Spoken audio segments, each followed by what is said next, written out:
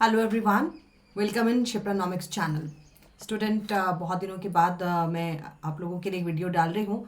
And अभी UGC net के exams आने वाले हैं और साथ ही साथ बहुत सारे एग्ज़ाम्स लाइन में हैं। तो आप लोगों की ये डिमांड है कि मैम मांग की लोच पर कुछ आपके इम्पॉर्टेंट टॉपिक्स जो है उनके बारे में कुछ आप समझा दें। तो देखिए, मांग की लोच जो चैप्टर है, this is the most important chapter for any examination. चाहे आप यूजीसी नेट दे रहे हो या फिर आप असिस्टेंट प्रोफेसर की तैयारी कर रहे हैं या आप पीजीटी की तैयारी कर रहे हो, मांग की लोच बहुत ही इम्पॉर्टेंट चैप्टर है माइक्रो इकोनॉमिक्स का। और इससे काफ़ी कॉन्सेप्चुअल सवाल आते हैं, तो मैं थोड़ा इसके बारे में आप लोगों को बता दूं। और ये क्लास सभी के लिए इम्पॉर्टेंट होगी। First, let me introduce myself. Student, I am Dr. Shipra and I am UGC NET qualified lecturer in economics. साथ ही साथ student I am PhD from Jammu university and this is my mobile number 8439066995। आप मुझे इस number पर message कर सकते हैं। और मेरा ऐप है शिप्रानॉमिक्स। मेरे ऐप को आप गूगल प्ले स्टोर से डाउनलोड कर सकते हैं और इस पर आपको डिफरेंट कोर्सेज रन हो रही हैं, जिसमें कि मेनली आपको MPPGT का जो मुख्य परीक्षा की क्लास है वो क्लास चल रही है। साथ ही साथ यूजीसी नेट की भी क्लास चल रही है। और आप इन सभी क्लासेस में एनरोल होने के लिए मेरे ऐप को गूगल प्ले स्टोर से डाउनलोड करें। तो देखिए, मांग की लोच जो है, सबसे पहले मांग की लोच होती क्या है? मांग की लोच is the responsiveness of demand, है ना। मांग की लोच क्या है? प्रतिक्रियात्मकता। हम किसी चीज़ के प्रति प्रतिक्रिया दिखाते हैं।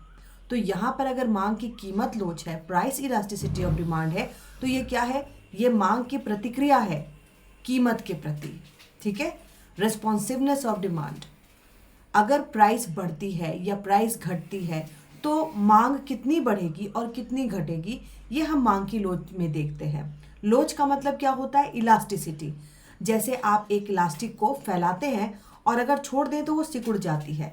इसी तरीके से हम कीमत को बढ़ाते हैं या घटाते हैं तो मांग भी बढ़ती है या घटती है। तो इसको कहा जाता है प्रतिक्रियात्मकता।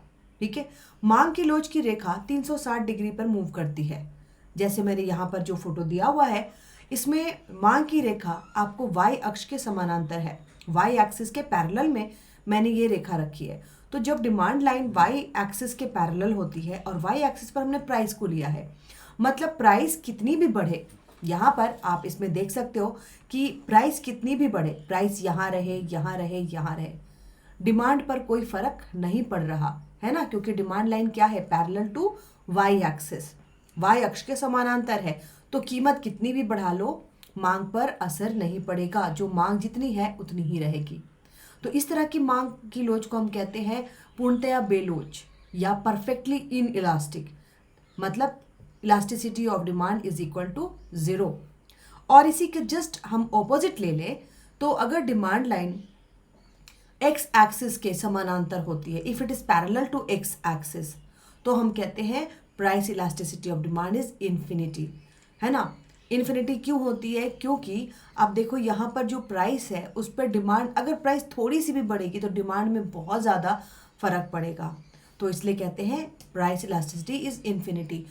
कुछ वस्तुएं ऐसी होती है जिसकी प्राइस इलास्टिसिटी बहुत ज़्यादा होती है, जैसे लग्जरी गुड्स, है ना। जब आप लग्जरी गुड्स में क्या ले लो, आप कार ले लो।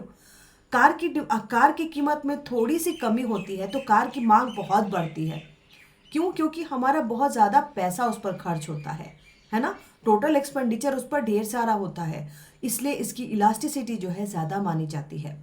लग्जरी गुड्स की थोड़ी सी कीमत बढ़ने पर उसकी डिमांड बहुत तेज़ी से बढ़ती है। तो elasticity is very price elasticity ज़्यादा होती है लग्जरी गुड्स की। लेकिन आप अगर नेसेसरी गुड्स की बात करें, नेसेसरी गुड्स में क्या आ गया?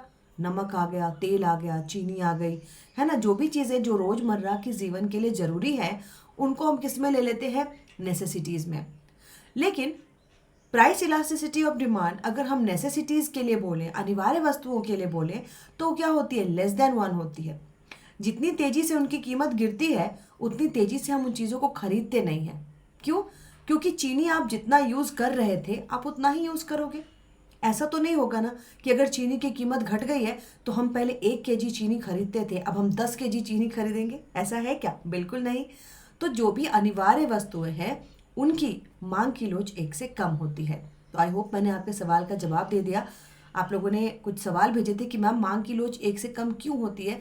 तो इसलिए होती है ना, अनिवार्य वस्तुओं को आप उतना ही खरीदते हो जितनी ज़रूरत है, क्योंकि वो अनिवार्य है जीवन जीने के लिए। नमक हो, चीनी हो, कोई भी अनिवार्य वस्तु, तो उसकी कीमत अगर घटती है तो हम इतनी तेज़ी से उसकी डिमांड नहीं बढ़ाते, इसलिए मांग की लोच 1 से कम होती है। लेकिन लग्जरी गुड्स जैसे कार हो गया, टीवी हो गई, फ्रिज हो गया, इन सब की कीमत में थोड़ी भी कमी होती है तो हम तो इंतज़ार में बैठे होते हैं, ये कीमत जैसे ही कम होगी हम खरीदेंगे, तो मांग की लोच 1 से ज़्यादा होती है। प्रैक्टिकली अभी आज के भी समय में कोई भी वस्तु पूरी तरह से पूर्णतया लोचदार या पूर्णतया बेलोचदार नहीं होती। इसके बीच में ही हम कहीं ना कहीं स्टैंड कर रहे होते हैं। ठीक है, इसके आगे देखो, प्राइस इलास्टिसिटी मापने का जो फॉर्मूला है वो क्या है? Percentage change in quantity demanded divided by percentage change in price. अब यहाँ पर परसेंटेज चेंज की बात की जाती है, हम इसको लिखते हैं डेल्टा क्यू। डेल्टा क्यू मतलब वर्तमान में क्या कीमत है और पूर्व में क्या कीमत थी, उसको हम डिवाइड करते हैं पूर्व की कीमत से। ठीक है, इस तरीके से अगर आप मैथ बनाओगे तो कभी भी गलत नहीं होगा। वर्तमान में डेल्टा पी को हम कैसे लिखेंगे?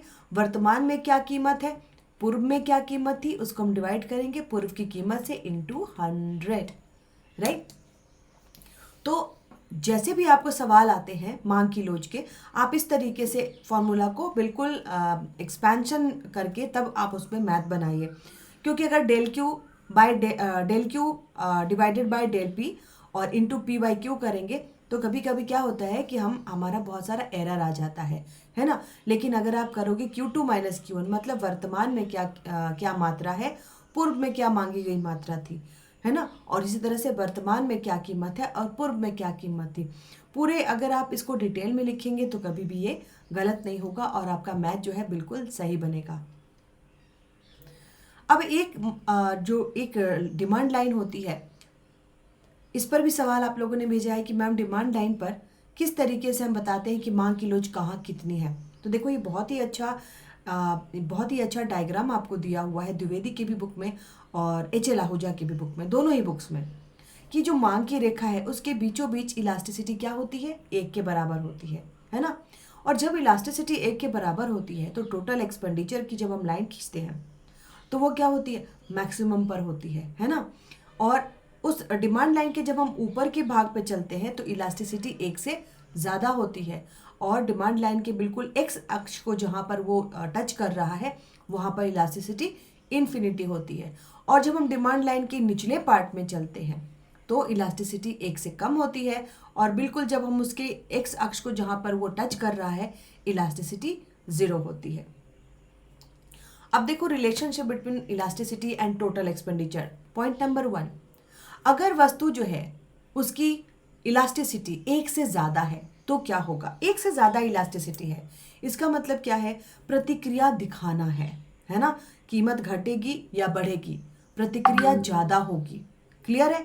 इलास्टिसिटी 1 से कम है, इसका मतलब कीमत घटेगी या बढ़ेगी, प्रतिक्रिया कम होगी, है ना। इलास्टिसिटी को हमेशा आप रेस्पॉन्सिवनेस से ध्यान दीजिए, प्रतिक्रिया से आप उसको ऐड कीजिए। ठीक है, आप उसको प्रतिक्रिया समझिए। आप रिएक्शन दिखाओगे या रिएक्शन नहीं दिखाओगे, इसी को हम इलास्टिसिटी मान के चलते हैं। तो पहला जैसे इसमें है कि अगर किसी वस्तु की कीमत गिरती है और वस्तु की मांग की लोच 1 से ज़्यादा है तो कुल व्यय बढ़ेगा या घटेगा? तो कुल व्यय बढ़ेगा, क्योंकि इलास्टिसिटी 1 से ज़्यादा है तो हम प्रतिक्रिया दिखाते हैं, है ना। इसी तरीके से अगर उस वस्तु की कीमत बढ़ती है, अगर प्राइस राइज होता है तो क्या होगा? कीमत बढ़ेगी तो इसका जो इस वस्तु पर किया जाने वाला कुल व्यय घटेगा, क्योंकि इलास्टिसिटी 1 से ज़्यादा है ना। तो हम प्रतिक्रिया ज़्यादा दिखाते हैं। तो कीमत अगर घटती है तो हम कुल व्यय को बढ़ाते हैं और कीमत अगर बढ़ती है तो कुल व्यय को घटाते हैं। वेरी सिंपल, है ना। When price falls, if elasticity is greater than 1, total expenditure increases, right? When price rises and if the elasticity of price is greater than 1, then total expenditure decreases. इसी का अगर हम दूसरा फॉर्म ले लें, elasticity is less than 1, है ना। अगर मांग की लोच 1 से कम है तो क्या होगा? अगर मांग की लोच 1 से कम है, इसका मतलब हम ज़्यादा प्रतिक्रिया नहीं दिखाते। मांग की लोच 1 से कम किसकी होती है? अनिवार्य वस्तु की भी होती है ना। तो मान लो कि चीनी की कीमत घट रही है ना। चीनी की कीमत अगर घट रही है, टोटल प्राइस चेंज अगर हो रहा है और चीनी की कीमत जो है वो कम हो रही है, ठीक है, चीनी की कीमत अगर कम हो रही है और इलास्टिसिटी अनिवार्य वस्तुओं की 1 से कम है, तो इस स्थिति में हम क्या देखते हैं? इस स्थिति में हम देखते हैं कि टोटल एक्सपेंडिचर घटता है ना। क्यों घटता है? जैसा मैंने बताया कि अनिवार्य वस्तुएं वैसी वस्तुएं हैं जिनका उपयोग हम अपनी जीवन जीने के लिए करते हैं, है ना। हम उसका बहुत ज़्यादा उपयोग नहीं करते। चीनी की जितनी मात्रा हम डेली यूज़ करते हैं उतना ही करेंगे, बहुत ज़्यादा मात्रा यूज़ नहीं करेंगे, है ना। अब यहाँ पर अगर चीनी की कीमत घट रही है तो टोटल एक्सपेंडिचर घटेगा, ठीक है। यहाँ पर आप मिस्टेक करते हैं। अगर इलास्टिसिटी 1 से कम है और उस वस्तु की कीमत गिर रही है तो टोटल एक्सपेंडिचर या कुल व्यय घटेगा, बढ़ेगा नहीं। तो इलास्टिसिटी 1 से कम है, इसको कैसे याद रखना है कि ये क्या है? अनिवार्य वस्तु है, नेसेसिटीज है। नेसेसिटीज की, अनिवार्य वस्तु की अगर कीमत घटती है तो हम उसको ज़्यादा नहीं खरीदते। इसीलिए जब आपको टिक लगाने के लिए आता है एमसीक्यूज में कि अगर मांग की लोच 1 से कम है और कीमत गिर रही है तो कुल व्यय बढ़ेगा, घटेगा, सामान्य रहेगा, तो हम क्या कहेंगे? कुल व्यय घटेगा। क्लियर? अब दूसरी बात ले लो। अगर इलास्टिसिटी 1 से कम है, इसका मतलब वो अनिवार्य वस्तु है और कीमत बढ़ रही है, कीमत बढ़ रही है तो टोटल एक्सपेंडिचर इंक्रीज होगा, है ना।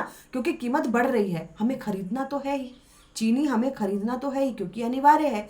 तो अगर इसकी कीमत बढ़ भी रही है तो हमारा कुल व्यय उसके साथ साथ बढ़ता जाएगा, है ना।